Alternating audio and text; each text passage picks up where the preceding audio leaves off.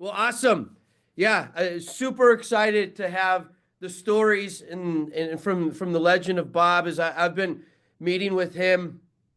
It seems like he's been able to experience every aspect of the of just I don't know if you just want to call it just business in general, like you said, from the very early stages to Fortune 500 companies. Bob's been involved into that, and I think that it is very rare to get people to be able to share stories from that broad of an experience. Right, that's more experience than I have, humbly speaking. I've been more of the small, mid-sized company, so super excited to go through this here. Let me share my screen here, but I do want to mention that if people do have questions, please feel free to raise your hand, throw some stuff into the comments, and we will do our best to answer those and riff back and forth. Because what we don't want to do is just make this just a straight presentation, but an interactive session between everybody that's here on the call. So with that, let's work a little Zoom magic and we'll start making this happen. All right, so everybody should be seeing my screen if I'm not mistaken right now. Okay.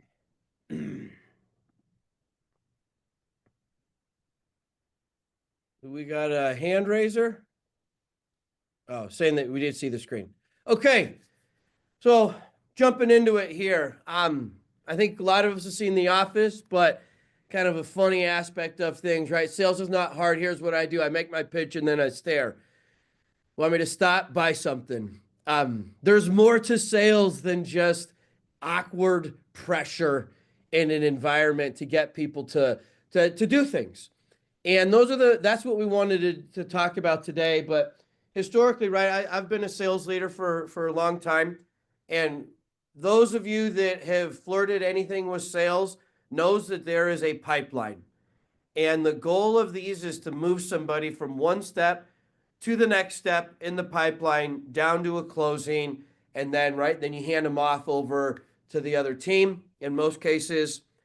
And the question then becomes, are there ways that we can then move people through pipelines or projects during implementations in the same way that we've been able to move people down from one place to the next in the sales funnel? And the answer is yes.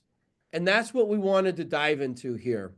So to begin with, right, don't just show up.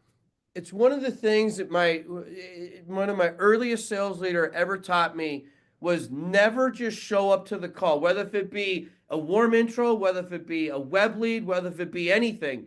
Do homework before you show up to that call. Why and how it becomes the question. So here's a couple of things that we recommend that in the discovery aspect of a new customer onboarding. These are some definitely high point questions that you should know before going into this call. And one thing that I'm going to throw over to Bob here is about how have you helped people to either strategize around systematizing this? Maybe it's building it into the CRM. Maybe it's grabbing information from the sales team and bringing that in. But how have you been able to help people? Or what have you seen to help people like scale this or create systems for this? So the new guy that comes into the chair knows, oh yeah, this should be my process. Yeah, there's a couple things I like about this slide. And one is in the very title of it, right? Discovery for onboarding. Because I'll tell you, one thing that I did not realize until much later in my career is that the onboarding process is just the beginning of a new sales process. And so sales, you showed that pipeline, Todd, in the previous slide, it starts with discovery, right? Well, that is where we end up. So if we look at these six blocks here, I won't go through all of them, but sales should have a really good answer for all of these things in the context of the buyers, right? That's the world they live in. They're in the in the business of understanding the goals, the metrics, the challenges, et cetera, for their buyers. And they won't close a deal unless they know a lot of these things. The truth is, though, that when we sign that deal, we now have to point this discovery engine at a whole new group of people, people that frankly don't care about the same thing that the decision makers care about, that were stressed out and overworked and had a full-time job before we showed up. And so if we just jump into a kickoff, for example, expecting that the messaging that resonated with the decision makers is going to really grab our users, our super users, our managers, we just, man, I've sat in kickoff meetings and I'm 10 minutes in and I'm like, I don't think anybody gets it. Nobody's here for the same reasons that that everybody else was up to this point. So I think it's really about kind of starting discovery from a new lens with a different group of people. Yeah, it kind of goes back to the old adage of nobody cares how much you know. Everybody wants to know how much you care. And I think putting in that extra work up front to understand, as an example, who these companies are. What do they do? Who are we even talking to? It makes a big difference for people in the sales process, and I know it does in the new customer process as well too. So here are So some. Todd, sorry to interrupt. Yeah. But I realized I didn't answer your question about how to systematize it. Yes, I think it has to be in the CRM or some sort of bespoke tool that manages this. All of that ideally is stored in the CRM from the decision maker's perspective, and you might have an internal handoff meeting between sales and implementation to make sure that transition is smooth, because there's nothing customers hate than getting in a meeting with a bunch of people that seem to know nothing about them after a 3-month sales process, right? So yes, it should live in the CRM. And then the implementation team is in the business of uncovering all those answers for the managers and the users that we're going to need to get on board in order to make this onboarding happen. Yeah, in our world, I have my sales team go through a series of questions, and we call it the GPCTR. It is, what are the goals? What is their plan? What is their challenges? What's their time frame? And what are the results of them once they get the solution in place? And so whenever, as a sales leader, I need to jump into any type of deal, that's the first thing that I go to is, hey, what were the discovery questions so that I can help people get them where they need to go? So as a manager, if I'm jumping in and you have it systematized, man, it becomes so much easier to be able to help a customer and be able to get the quick read of things and say, okay, this is exactly what they're trying to understand and get. And you have that baked into the system. Like we say, now you're cooking with peanut oil, and you can get things just going a whole lot quicker. And so here are a few questions. We don't want to go through all these, but we will definitely share this information with everybody. Here's a few good questions that you can ask, or that you can start to build in to systematize things. And these are just kind of some goal questions that can be very easy. Here are some challenge questions, or some pain points that you can draw out of the customer. And it would be amazing if you show up to the call knowing some of these and just reconfirming with them, this is what we've learned. Just want to make sure, to Bob's point, that your pain points and challenges are the same that we heard from the other people that were in the buying process. Because to Bob's point, there are many times that those that are buying are not the end user, and the perceived challenges are not the real challenges. And you got to make sure that we're confirming that data that has been captured in the past.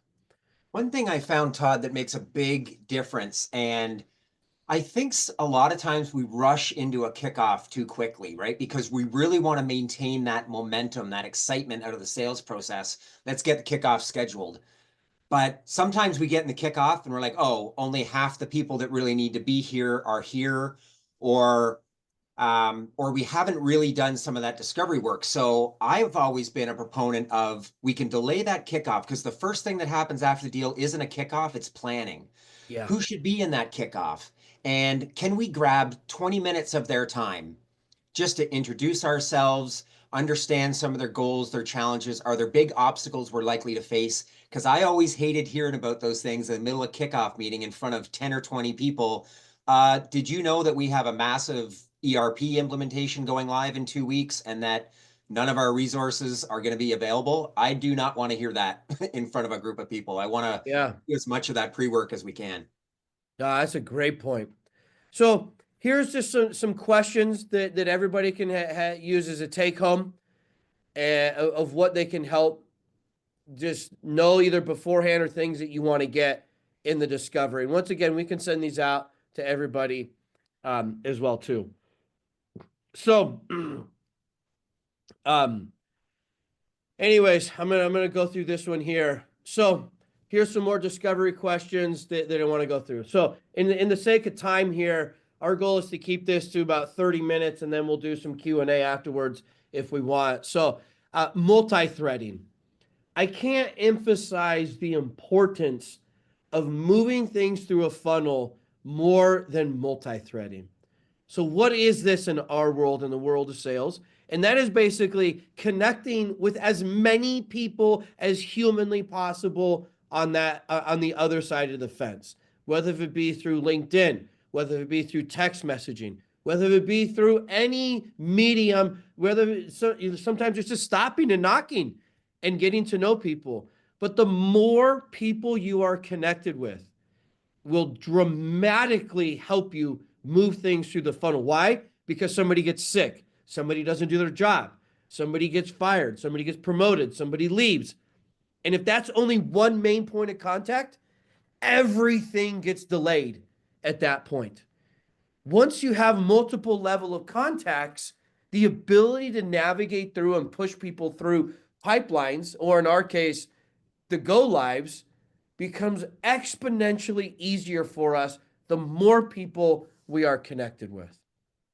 Bob, any thoughts on what you've seen in that world or some best practices there? I think the number one thing that I swear in the hundreds of companies that I've talked to, one of the most common issues is losing connection with your decision makers once you hit implementation, right? You spend 2 or 3 months building these resilient relationships in sales with these decision makers, and then it gets thrown over the fence into operational land. And maybe 6 weeks in, we got the implementation's going offside. We need to re-engage our decision makers, and we got to go back to sales because they're the only ones that know anything about it. And so that's an example of multi-threading. Like, who are the people that we need to get on board for this? It's decision makers, but it's also users, super users, champions, and because they all care about different things. And if we're not doing that as we go, if we're not proactive about that, it's going to bite us because no implementation goes perfectly. And any one of these groups has the power to derail our implementation by getting distracted or not getting behind this. Yeah. No, you're right. Bob, I always think about implementation projects more like construction projects. Everyone walks in with the great blueprint, where they're going and the time frame, and yet it never follows that exactly. There is always something that has a little bit of a wrench in there, especially, right? The longer the project, the more wrenches that get thrown into that thing. And now, once you have multiple layers of contacts, man, it makes your job so much easier. But we forget about doing those type of things. And these are just some ideas of people that you should be connecting with. So internal champion, that's typically like your main point of contact. But if you got other admins and other power users that are in there, reach out to them. Hit them on LinkedIn. Try to get their phone numbers. As many product users as possibly that you can. And always, right, try to reach out to who that check signer is. Nothing makes a check signer happier and know that their business is in good care when the implementation person reaches out to them and says, super excited to be working with you and your team. Here's my contact information. Should you ever need anything directly, please contact me. By the way, can I have yours as well too? They will want it because they need your product. That's why they bought it. It's in their best interest to have direct line to the person helping them get the product that they just purchased. But many times we forget about that. I'm telling you, it is a very important aspect of a buyer to know that they just purchased something and they have confidence in that team. You reaching out to them with something little, it will help you. Anyways, the horse has been beat on that one, so we're gonna keep moving on. Well, okay, I lied. One last statistic. So we've run hundreds of thousands of implementations through Guide CX. Shameless plug, that's what we do, right? We're an implementation specific software. What we have noticed is that when 5 or more customers are invited to our projects, right? Transparency becomes the king on these. The completion rate skyrockets. On-time completion rate skyrockets when you have 5 or more people invited. So what we're saying is get as many people as to this party as possible, solve the transparency problem into the projects, and magic starts to happen. What All I right. like about that, sorry, Todd, before we go, Yeah. what I like about that is that it's a great analogy for what Facebook called their 7 friends in 10 days. So 30 Interesting. days of Facebook, they had enough data to analyze what is the threshold of stickiness? What's the difference between users that show up and start inviting friends and are coming and start showing up every day versus the ones that sign up and disappear? And the data said that users that signed up and invited 7 friends in 10 days was the magical threshold. If it took you 15 days, it meant you would eventually die off. If you only invited 5 friends in 10 days, same thing. And the beauty of that was that that was the only measure of success. They mobilized the entire company around the only thing that matters is that when users show up, they invite at least 7 friends in 10 days. And so I would urge everybody, even if it's not hard data, but have a conversation with your team. Do you at least have a strong hypothesis about what your 7 friends in 10 days is? Because in a lot of ways, that's all that matters in onboarding. That's a great example. And the reality is MySpace is this same product. They probably didn't measure that. And we all know what happened, right, in that race. I'm too young to remember that. I don't know what you're talking about. Okay, this is a question that was brought to us from George. George, hopefully you're here with us right now. But how do you keep above the line stakeholders involved through onboarding and into the adoption phase of the customer journey? Wonderful question. That was this is kind of near and dear to my heart on there. So just to give everybody just a 2-second background, I used to sell CRM into the car dealership world. The problem that we always had was implementing these things. And so what would happen is you'd sell to the dealer, they'd hand you off to the internet manager. Next thing you know, a month later, the dealer calls you saying, "Where is this thing? What's going on? How come I can't see it?" And I'm like sitting there saying, "Well, I don't know as a sales rep what's going on," because we all use internal project management tools. And there was no transparency, no visibility into them. And that actually is why we created Guide CX, is to create a way to invite as many people as humanly possible by removing a barrier of logon. But they've got to be invited to that project and they've got to be updated into that. That solves the majority of the problems with holding people accountable, is when you can get those above the line stakeholders involved. So invite them to the project, ensure that they can get in, ensure that they're getting the updates. Some softwares, will make it a lot easier than others, but I'm telling you that right there is the key. I think the key to me too, Todd, Yeah. is, as with anything, put yourself in the shoes of these decision makers, right? They have had to, they're outwardly confident, right? They really had to champion this solution to their peers, their boss, their teams, convince people that this was the right thing to do. They are not as confident internally. We all have that feeling of buyer's remorse. And one of my favorite lines from Dusk Till Dawn, a Quentin Tarantino movie is, "Am I a fool?" And when I go out and buy a $1,200 iPhone instead of a $900 iPhone, I'm like, am I a fool? So they're feeling that internally, and that reassurance, we really need to over-index on that especially in the early days of the onboarding, because part of them is relieved that this whole sales process is over with, and they want to believe that everything's going to go well. But we really need to reinforce everything's good. Don't worry. Here's some new cool insights that that we've heard from your team. And, it's just, they just need to know that we got this and Yeah. over index on that in the early days. Great point. Similar here, Leanne. I don't know if you're on the call or not, but once again, the more people that you can invite into these projects, the better. That becomes the secret to these, and you have to remove the barrier of entry. No one is going to log in. Got to remove that. We actually, Ancestry.com found out that 85% of the people that the information was shared to about their family would never log in to get it. And it wasn't until the logins are removed that people will go in. So that's the key, is removing a barrier of entry. All right, moving on here. Connecting. So 61% of B2B buyers say that they read at least 3 case studies before making a buying decision. It is important that people know who you are, right? You have a 35% faster sales cycle for sales teams using case studies and testimonials. So how do we connect in the new customer onboarding? Well, to begin with, here's a couple of things. I'm going to focus in on this last bullet point for the sake of time.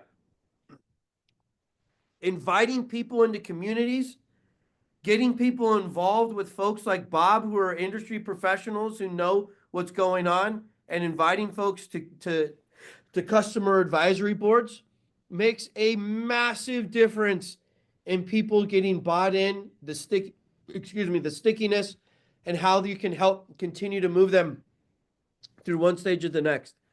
When people start to lose confidence in that process, they stall.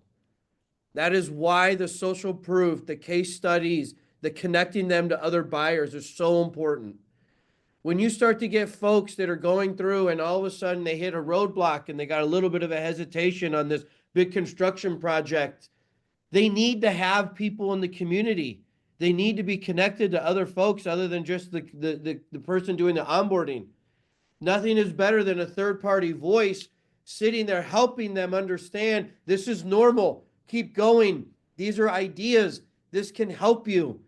That is why connecting people with communities, like I say, with the Bobs of the world, right? The consultants that have been there, seen that, done that, can help with those things.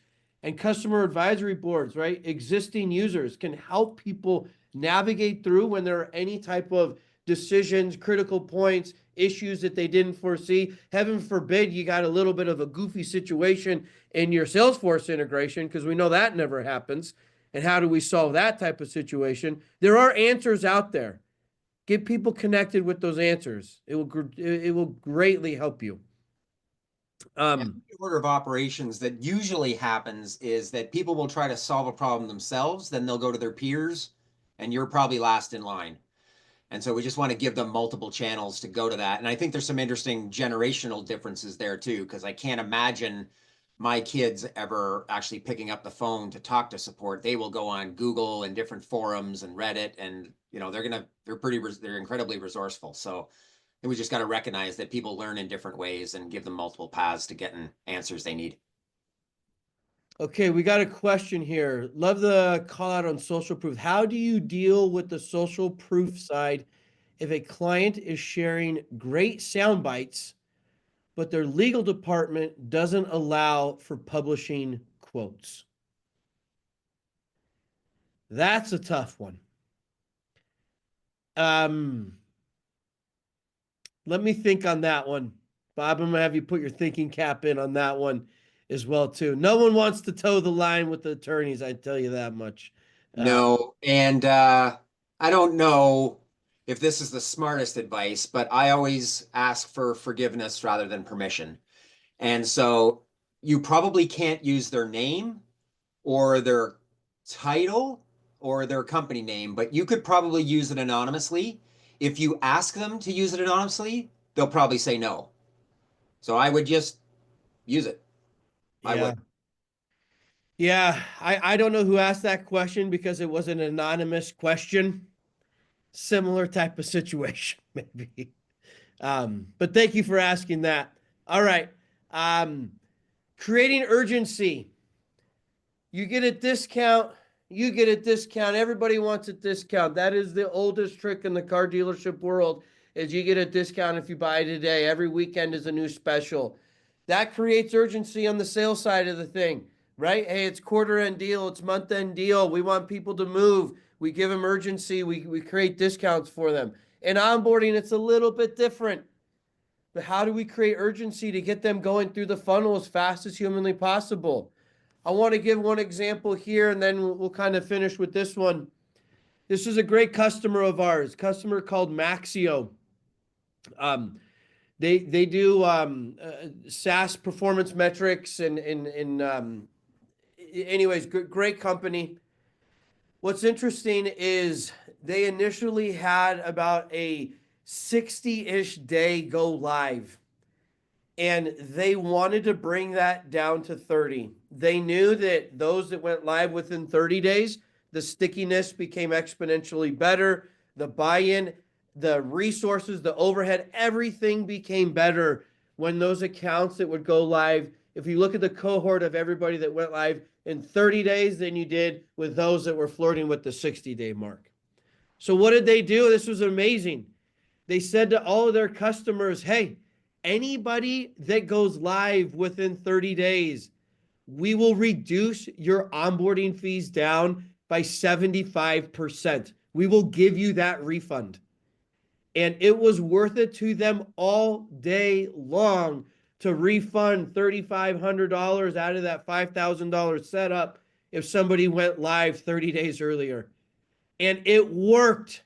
And man alive, when you look at their data, the amount of people that started going down to that 30-day line was amazing, to like almost like, are these fake reports? And that's what actually prompted us to reach out to them and start to say, what is going on here? And they talked to us about this incentive. Here's some other ideas. Giving people additional users, reducing the onboarding fee like what Maxio does, or maybe even doing some sort of discounted price in there by saying, if you want a 30-day go live, this is the schedule, this is what you can do. But I'm telling you, as the day is long, urgency matters. And we always tell people on our side that people care about money. They do. And so organizations do. And that is a very good incentive to help people make decisions and move them along faster. Bob, don't know if you've seen anything in your world, or if you have any comments or anything on that. Yeah, it's interesting levers to pull. I think at the heart of it, the most important thing about onboarding and the teams that I see is to maintain momentum. I talked about that excitement and that momentum coming out of sales, man. That's as excited as anyone's ever going to be. It's nothing, it goes nowhere but down from there. So, and any of you that have been in onboarding or any kind of post-sales or even sales for that matter, once you lose that momentum, that's how your team ends up spending 80% of their time chasing people around, trying to get people re-engaged. So you've got to protect that excitement and momentum at all costs. And if shortening the time, whatever levers you've got to pull, whether it's discounts or users or other incentives to help to go live in 15 days instead of 30 days or 30 instead of 60, man, it's that acceleration it's so many ways, it's all that matters. Yeah. No, you're right. You never see a kid crying as soon as they enter in Disneyland. It isn't until they see that Space Mountain's a 2-hour long line that they start crying. You shorten that line down and every kid gets happy. Like that is the secret to success, is making those things as short as humanly possible.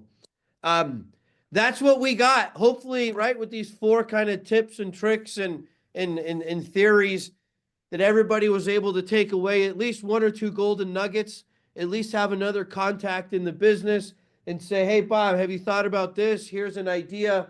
Worst case scenario, you start to follow Bob on LinkedIn and you just get gold nuggets everywhere you look. Anytime you open up LinkedIn, it really is, the content there is phenomenal. We did have a couple of Q&As that were posted a little bit earlier. Let me tackle one of these here. How do you engage customers after purchasing to get the most out of the service, not just the bare minimum or feel like it's too time consuming to get things set up straight? Also, how do you record how far customers are through the onboarding experience?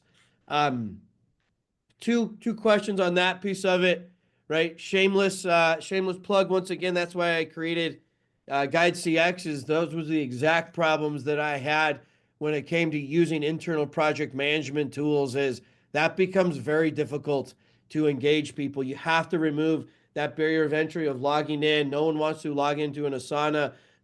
Nobody wants to just see spreadsheets, right? Have an interactive portal that removes logins. That's how we solve that problem. But as far as like how do you record how far the customers are through the onboarding experience, I think what Bob said is probably one of the most important aspects of this, which is that example about Facebook. Having those goals set up in the onboarding of telling people, hey, just full transparency, like our goal is to get you to this metric as fast as humanly possible, and measure that. How many of those 7 people are actually invited? We should be keeping track of that and know what that aha moment is in your organization and maintain that whole company towards that, because that creates the difference maker that's in there. Any thoughts on that, Bob? Only that, yeah, I can't agree more. And I love that Facebook example. And then tying that, of course, to the things that the users care about, our champions, our decision makers, make sure that that's a straight dotted strong line to, we're going to get you to 7 friends in 10 days because this is what you told us mattered most. Yes, we will email out the PowerPoint as well too. Just commenting back on that. All right. How to onboard multiple products at once without clients getting overwhelmed and distracted, delaying the time of value. How to set boundaries and ensure visibility between support, customer success, technical implementation managers, and account managers. Big question.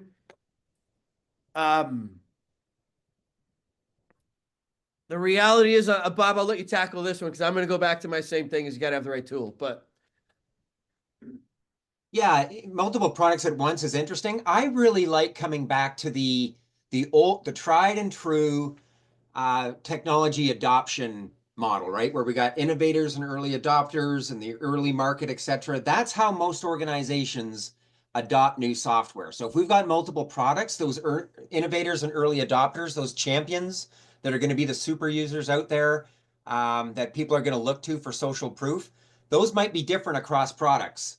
So I would just look at, maybe layering in and setting targets based on per product and how many users we expect to be onboarded for each product over time. And we're going to get 80% adoption on everyone after 6 weeks, but that path through those different products is usually different.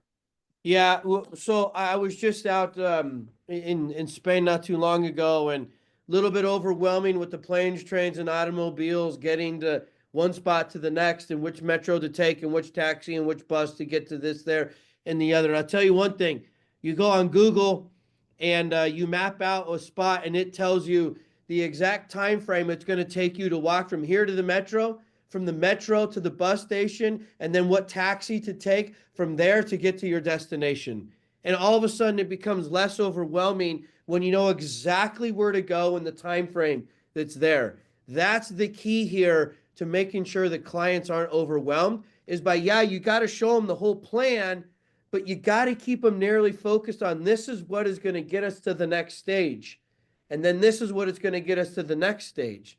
And you having that in a very easy, transparent way, and inviting multiple people into it. So in case something gets off the track, you got another person. I can't get in touch with Larry, Moe, and Curly. Well, good news is I've just multi-threaded with Jane, and now I can get Jane to come help me out into the project as well too. So a couple of good techniques there. But that's about our time frame here. We'll probably do one more. If I want to implement what have you shared, what are your advices for change management in a CS team? Well, the first thing I would do is I'd hit Bob up with the DM and say, hey, you help us out here at this organization. He's the king at this type of stuff. The second thing I would mention here is when it comes when it comes to change management, that is a difficult thing to conquer. If the process is not at the top and followed at the top, the fish rots from the head down. It has to be a no, if you want to type of situation. This is the way that the organization is going to do it, and everybody is going to be on board with it. As soon as you give water an opportunity to run, it goes wherever the path of least resistance is. You have to be able to channel that into this is where I want you to go. And if you can channel it, it becomes very powerful, because loose water is not powerful. Channeled water is powerful. That's the key, is saying this is the direction that we're going to go. Everybody's on board from the management on down. And there is going to be some that are it's going to be tough. And that's the reality of business, is sometimes decisions at the top are tough. But that's why you got to make them. So, Bob, I don't know if you have one last final thing to say, and then we'll cut everybody loose. Yeah, just in terms of change management, you're right, Todd. It's probably the hardest part. I think the first thing that, and I love Charlene's question, because just accepting that it's your responsibility, your customer is not buying technology from you, they're buying change, they're buying a solution. And if they knew how to do this, they would have done it by now. Yeah. So change management is your opportunity to step up and prescribe how this is going to work. Well, thank you, everybody. Thank you, Bob. Thanks, everyone, for your time. I know that your time is valuable. To us, this means the world.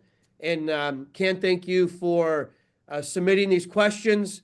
Can't thank you enough for raising your hand. We love to get to know the community. We will send out the PowerPoint after the call to everybody. And we hope to see you on the next one. Thank you, and have a wonderful rest of the week. Hi, everyone. Go Canada.